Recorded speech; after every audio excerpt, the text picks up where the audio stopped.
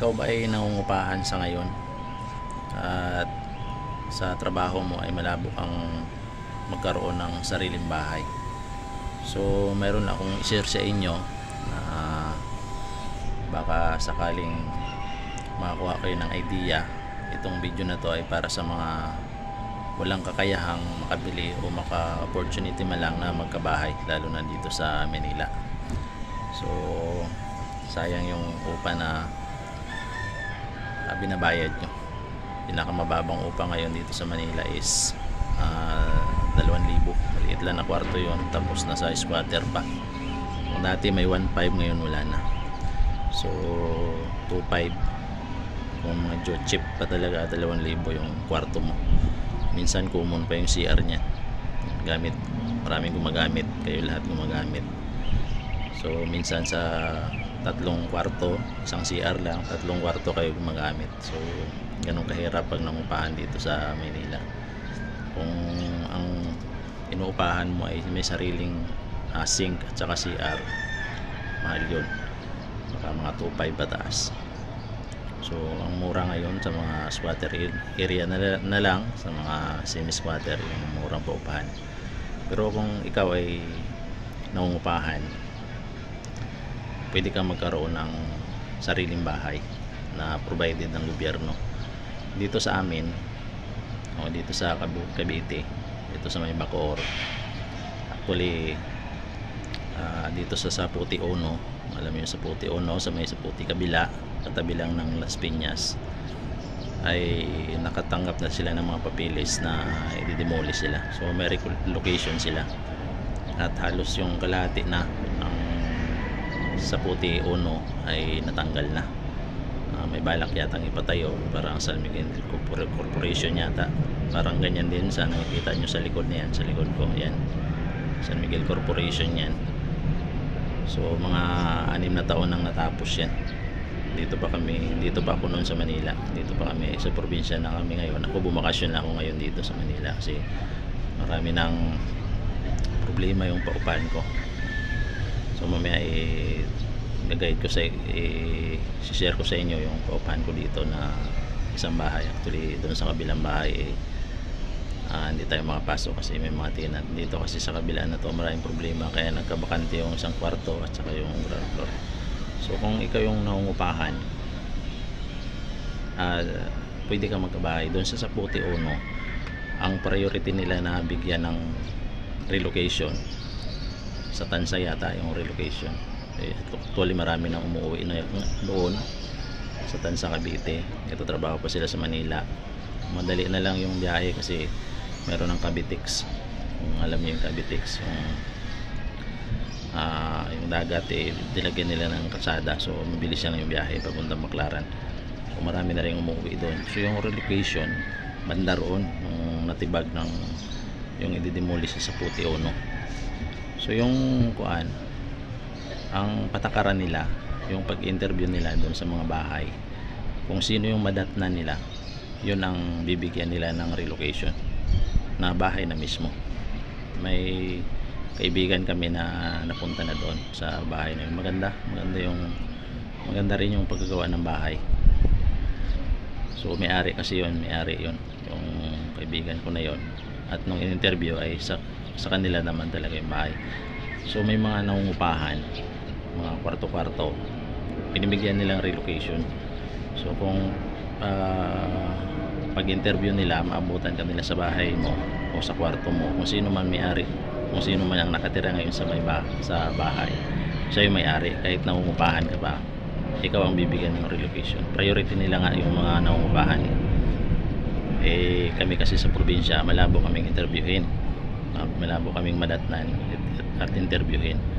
Yung caretaker lang namin na sa kabila, tuloy binigyan ng namin siya ng pabor. Yung 2,500 na bahay, ginawa lang namin 1,500 para sa kanila. So pabor yun sa kanila, silang magkakaroon ng relocation na pabahay. So kung ikaw ay working at home, pwede sa'yo yun. Tulad dito sa second floor ko, mayroong working at home dito na nagtatrabaho. Kung may interview siya, siya yung priority, siya yung nakalista para bigyan ng pabahay.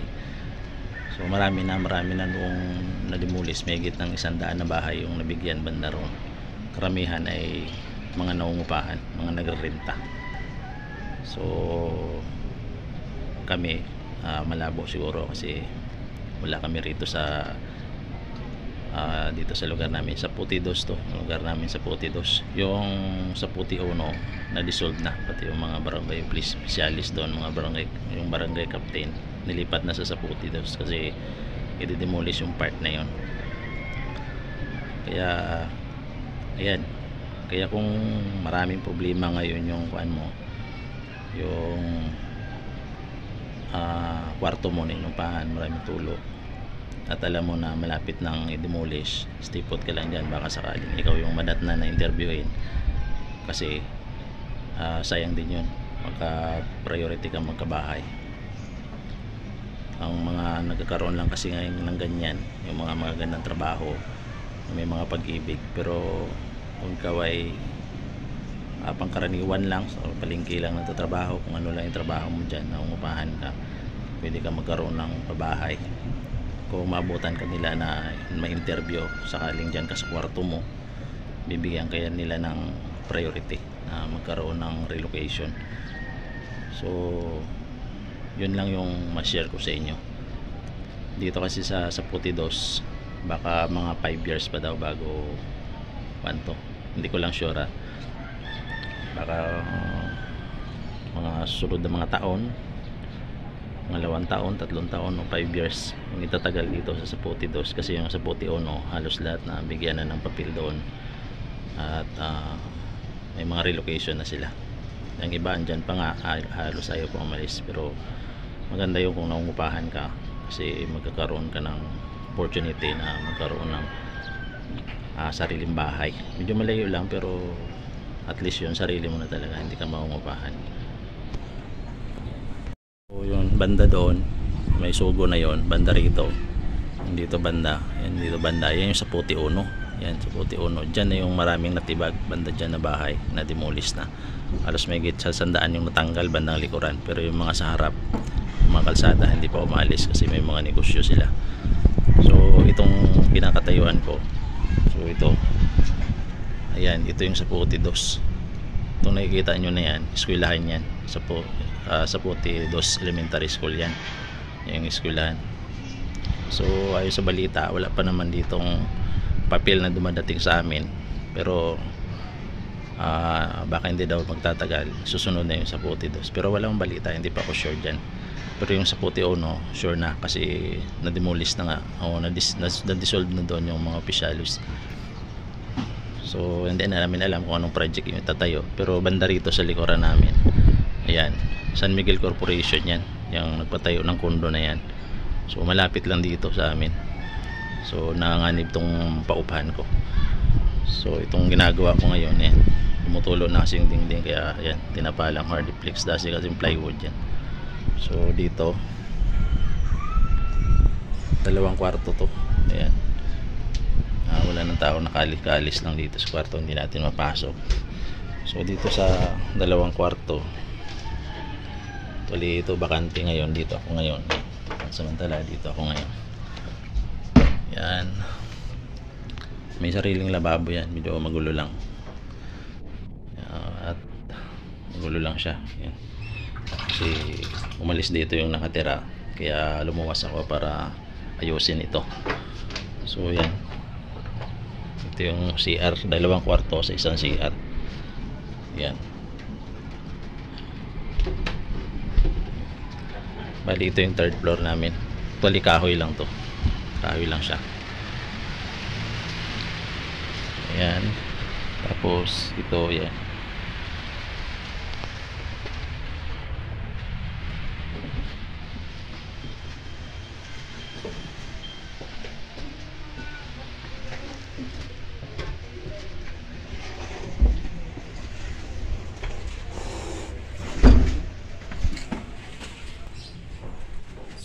buksan natin yung ilaw rito, yung dilim So yan, ito yung paakyat, Yan, doon tayo galing kanina. So may kwarto to. So yan, kwarto. Wala kasing ilaw. Hindi nalagyan, pero may kwarto yan. Yung dining, tapos may double deck pa nga dyan. Yan. Yan siya. So okay.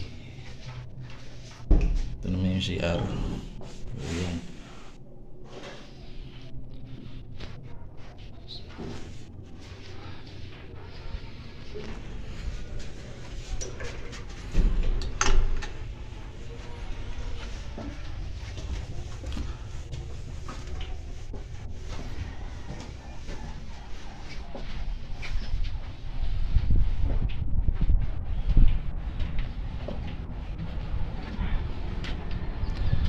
So yan.